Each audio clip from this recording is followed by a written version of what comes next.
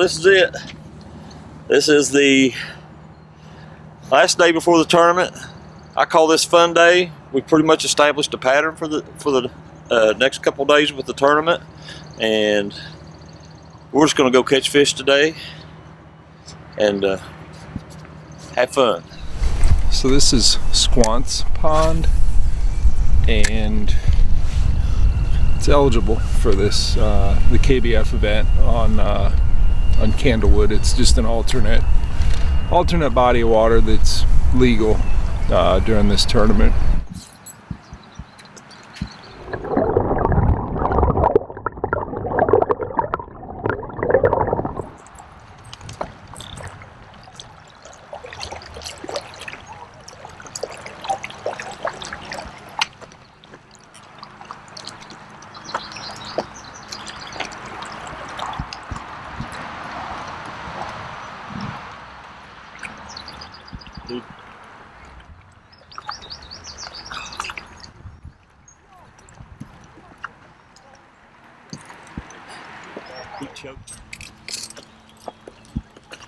Yeah, that's a good 17, 18 inch fish.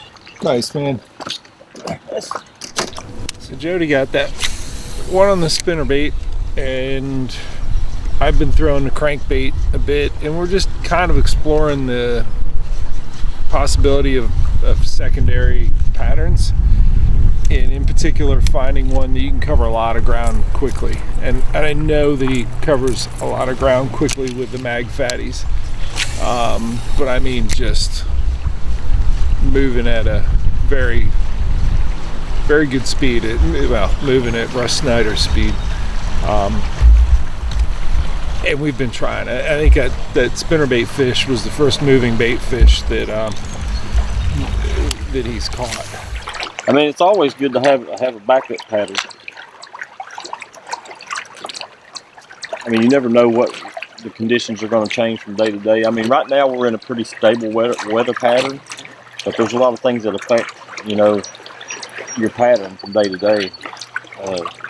One example, I fished Hartwell down here in South Carolina, and on the day before the tournament started in Prefishing, I had a bank that was just, it was loaded with fish. And, I had a decent pattern with the chatterbait, which everybody knows I throw chatterbait. But overnight, the water dropped 1.5 feet, and the bank where I was fishing, the nest, the fish that were nesting, the nests were out of the water. I mean, it was crazy how much that water dropped, and my pattern, it was non-existent. All the grass that I was throwing on was, and I didn't really have a backup pattern at that time, so I had to switch horses in midstream. And if I would have, thrown a jig the day before, I probably would have, had my second pattern. Instead, it took me 2 or 3 hours to figure out, what my next pattern was going to be. And, by that time, the adjustments that I made and the time that I wasted, it hurt me in that tournament. I think I finished 21st in that tournament.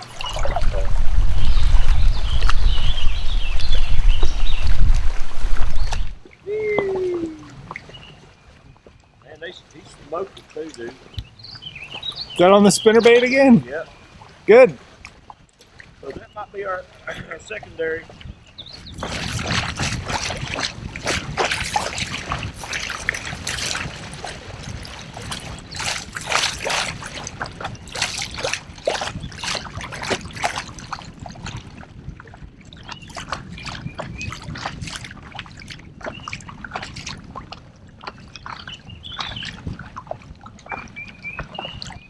So here's an example of increased mortality by catch and release. This fish has been caught before, and he's had a hook down in his gill. You can see it sticking out right there. And it's been totally clipped. And if that fish were kept on a line or kept in a live well, this fish would have died. But he has repaired himself, and you can see the gill rake is hanging outside the body. Outside his mouth rather. And but he's repaired himself. He was probably caught and released, immediately, and he's he's healed. So there's a lot to be said for catch and release. Let's get him back in there. He survived once, he'll survive this one. Bye, buddy. Now, so spinnerbait, billy goat. So what is it? I mean, I don't know, but there seems to be a hit in a variety of baits. There's no real pattern other than changing baits every 15 minutes. I don't know. Now you had a 19 on the on a shaky head. Shaky head that broke you off. Yeah, he wrapped me around the limb and broke me off. And we got spinnerbait. Yep, had an 18 on a spinnerbait, and had a 10-incher on a spinnerbait, and now we got a 16 on a goat. So this is a different lake. It's a different lake. This is Squantz Lake. Squantz Pond. Squantz Pond. And it's almost devoid of grass, and there's no, I don't know, I think that we're probably going to head back down to the big lake, because most of our pattern on the other lake involves some type of vegetation. This lake doesn't have a lot of it. I mean, you're getting 14 and 16-inch fish here, and we were getting 18, 19, and 20 over there where there's a lot more grass. Yep, I think the average size of our fish are a little bit bigger down there. I mean, I'm sure there's some nice fish in here, but yeah, I just don't think they're as, predictable where they're going to be. Down in the other lake, we know that they're spawning in areas, and we figured out that they're hanging out in a certain depth, and I think this lake is going to be all over the charts. I mean, I think we can pull a limit out of here, but I'm not real confident on the size. All right, so you've eliminated this water. Yes, this water's eliminated. Let's go check out another part of Candlewood. That sounds good to me. All right, let's zoom. All right, let's go.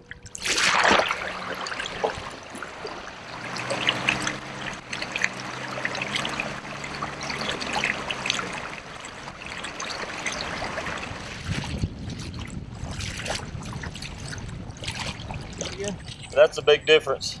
The water temperature's like 2 degrees warmer already. We just sat in over here. That's awesome. And that might be, the reason why these fish are so accessible. I mean, they're so predictable, because just that little difference in temperature can mean a lot. I mean, I've seen times when a degree or two is going to make a huge difference.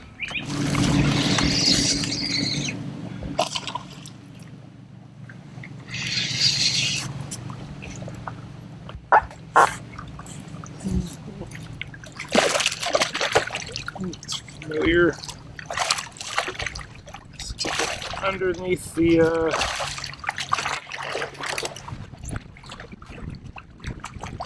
under the trees, all the way to the back,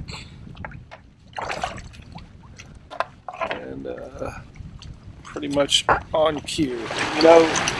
Being on the road all the time, if I was a single guy, I think it'd be a lot easier. But, I have a wife, I have a family there at the house, and I got things I got to do.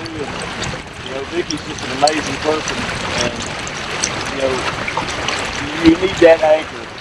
You got to have that anchor and know that she's okay with what I'm doing. Knowing that just takes all the pressure off of me having to travel. Last tournament was my 30th anniversary. I fished the day of my anniversary. I skipped the weigh-in to get back and spend a few hours with her. We had that night and the next day, and then I left for this tournament. That's a lot. It's a lot to expect from somebody. And we've been together 30 years. We know each other. We love each other. And having that, knowing that she's in my corner and supporting what I do. When I get home, she's like, "Okay, give me your expenses. Do this." And she's the person I love, and she manages this part of my life. And she follows me when I'm fishing, and she calls our friends, Jody and Kent. It's just having that kind of support really allows me to do what I love, and it's just no equal. I couldn't do it without her.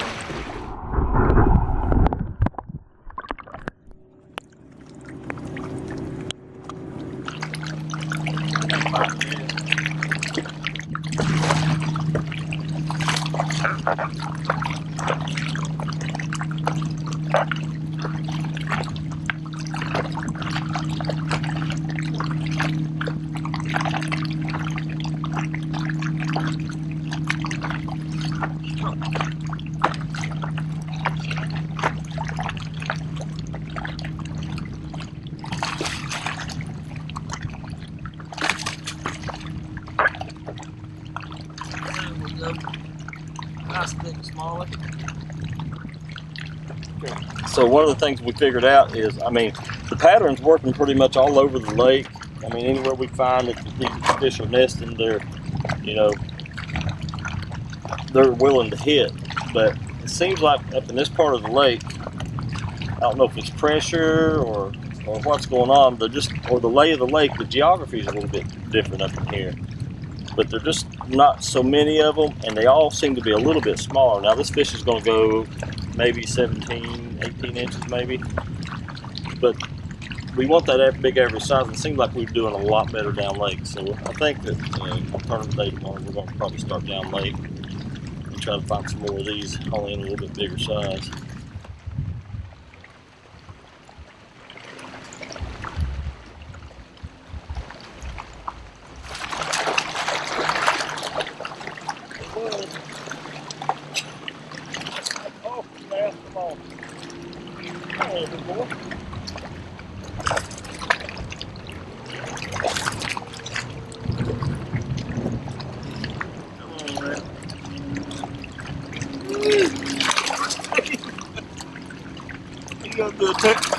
Tail walking, man. Well, easy now. Come on, let you loose.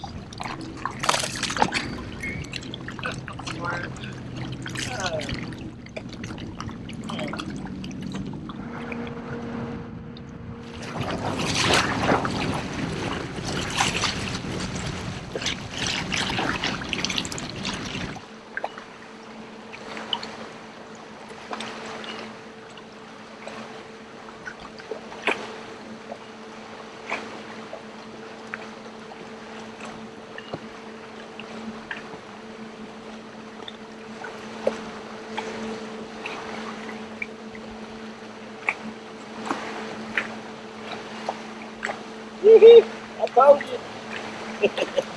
I mean, we come up in this cove, and there was a bass boat that shot in here before we could get into the back of the cove, and they pulled stuff out, and they sat there and fished, and they did a couple circles, and then they picked up and left. And when I got to the area where they were fishing, I seen that there was like 3 nice, clean, well-formed nests. There was no fish on them. What happens in a lot of these tournaments is they catch these fish off the bed, and then they transport them 10, 15, 20 miles to a weigh-in, and those fish never make it back. Those nests are clean, so those fish haven't been off those nests for a long time, and the largemouth are just moving up. So those fish have probably been taken off the nest, transported, and they'll never come back to this nest. You know, maybe not this season. So yeah, I mean, the importance of catch and release, I mean, I can't stress it enough. I mean, I love that, you know, the KBF started this catch, photo, release thing. I think it's the future of our fisheries. So, and what's happening is they're running to these obvious places back in the heads of these coves. They're running off these big long flats that come out that hold, you know, the nesting every year. And they're missing the less obvious places. And these fish get used to that. They get used to that pressure, and they'll nest other places. And I think that's what Jeff and I are picking up. We're picking up these fish that they've already been through all that. They don't want no part of it, and they're hitting these less obvious places, these small ledges that come off these deep areas, and they're making their nest there, and there's less pressure on them. Because almost every fish that we've caught that's been decent has been off of one of those less obvious areas. But they know.